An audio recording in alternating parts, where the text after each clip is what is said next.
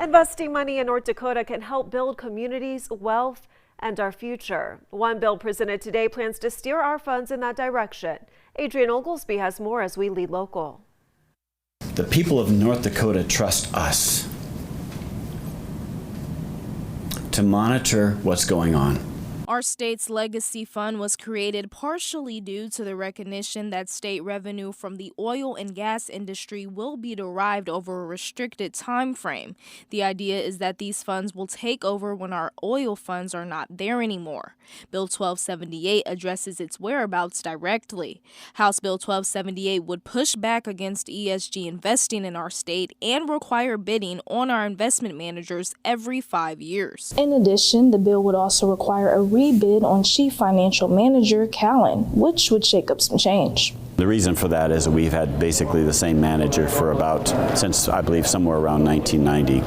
And I think it's good to have fresh blood and fresh ideas and accountability. I think if North Dakotans realized how much money was being spent, for example, we had Russian bonds that we had invested in. We had Chinese investments in companies like Alibaba, which does intellectual property theft.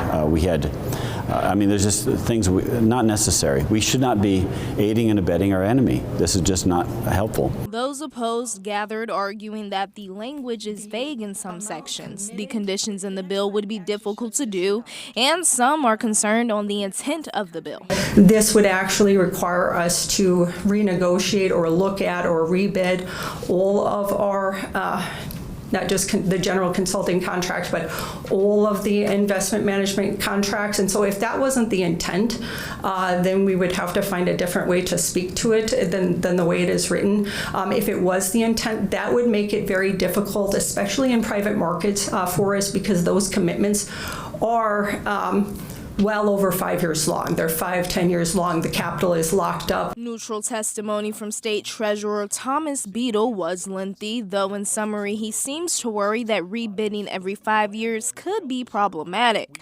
He, along with Securities Commissioner Karen Tyler, says long deals and relationships when making investments is important.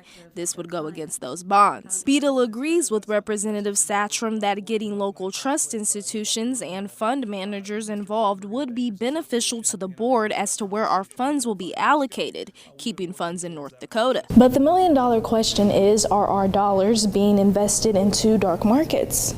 I'm sorry, I don't know what you mean by dark companies.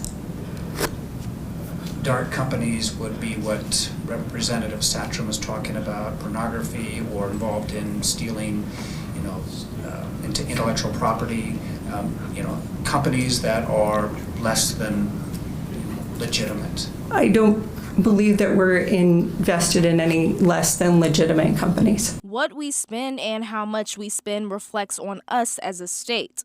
The Net Zero Alliance is an alliance that is rumored to destroy the energy and modern agriculture industry, which are the biggest industries in our state. Representative Satrom says we have billion-dollar investments with companies who have pledged to this alliance. I'm hoping that's going to pass the floor. There also needs to be, in addition, there also needs to be a study. The ESG movement is very dangerous to our economy, and I believe to the whole country. And I think we need to be aware of that, and we need to know as a state how we can best react to the different aspects of it. Ultimately, House Bill 1278 hopes to eliminate investments that do not align with our prudent investment rule. Reporting for KX News, I'm Adrian Oglesby. House Bill 1278 was introduced to the House in January by 10 state representatives and senators.